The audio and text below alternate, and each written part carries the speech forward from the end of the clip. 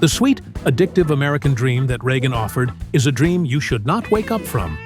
It is a childish mechanism of desire that Jelly Bellies activate and perpetuate.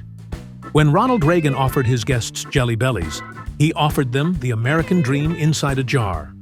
He offered them cheap abundance, immediate pleasure, and childish satisfaction.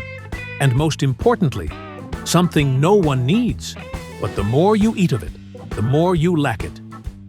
Is that so? We are going to find out next. So do not forget to subscribe Foodie Eyes, because we are starting right now.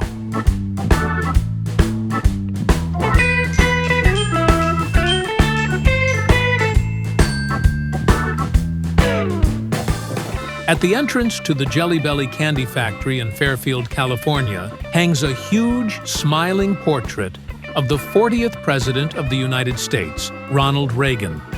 When you get closer to the portrait, you see that it is made of thousands of colorful candies, and his cheeks bloom in cherry flavor. It was not out of whim or because of an excess of candy that the company's managers chose to adorn the factory with the president's likeness.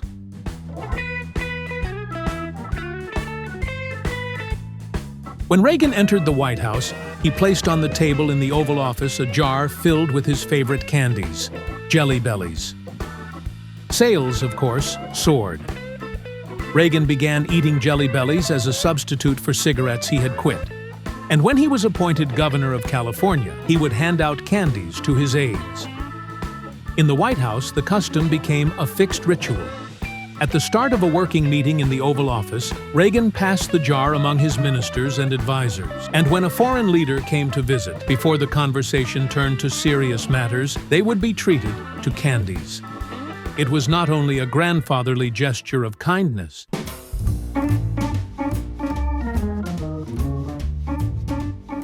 Ronald Reagan believed you could learn a great deal about the character of the person in front of you from the way they choose, take, and eat Jelly Bellies.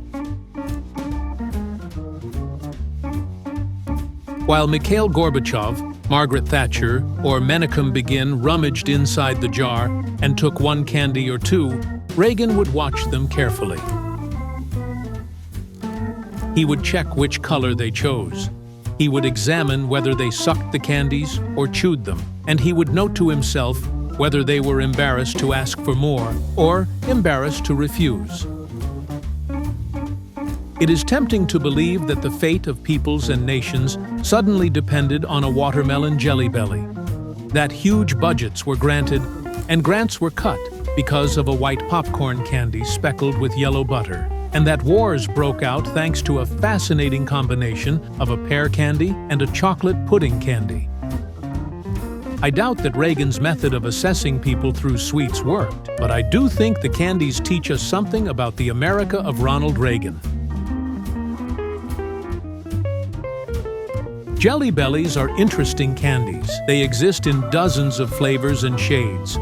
From a classic apple flavor to a strawberry daiquiri cocktail, their shell is glossy and their inside is soft and viscous.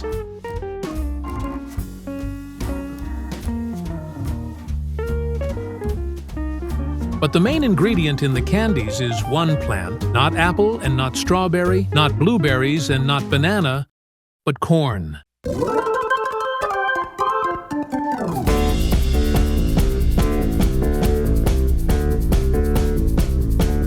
Cornstarch forms the shell and the soft interior. The fructose derived from corn is responsible for the sweetness, and the final touch is added by the chemicals in charge of flavors and colors.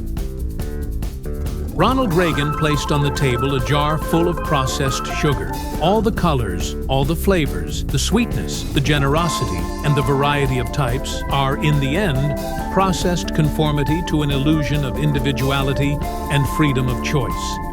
It is a colorful display whose content is lack of content.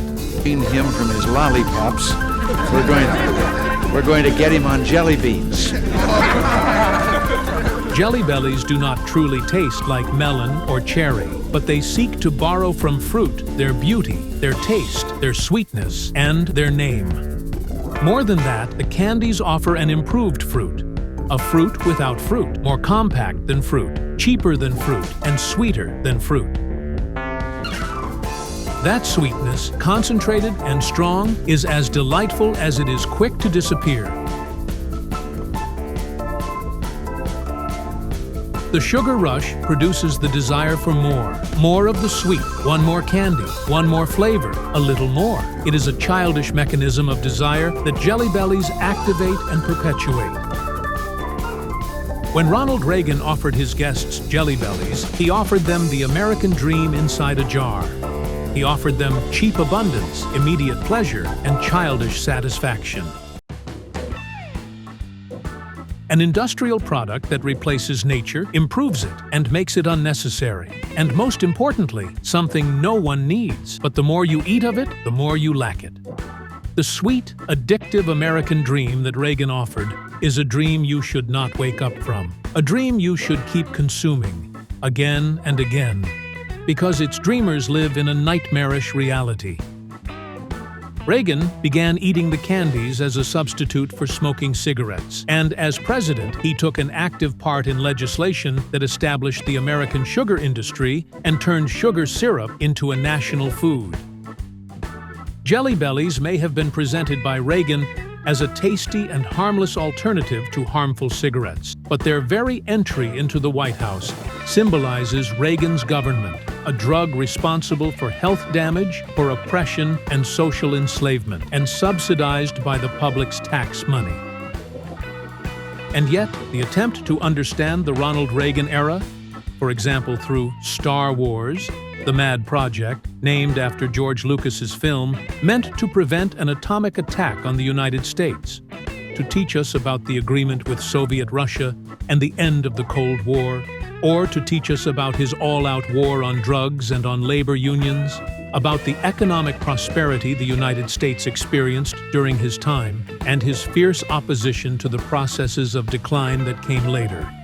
Still, despite the gap between the culinary symbol and the historical processes, there is something fascinating in the way food and leadership illuminate one another, give one another a voice. And that is the reason I remind you again to subscribe Foodie Eyes and get the best food history videos on your main screen. Thanks for watching. See ya on the next.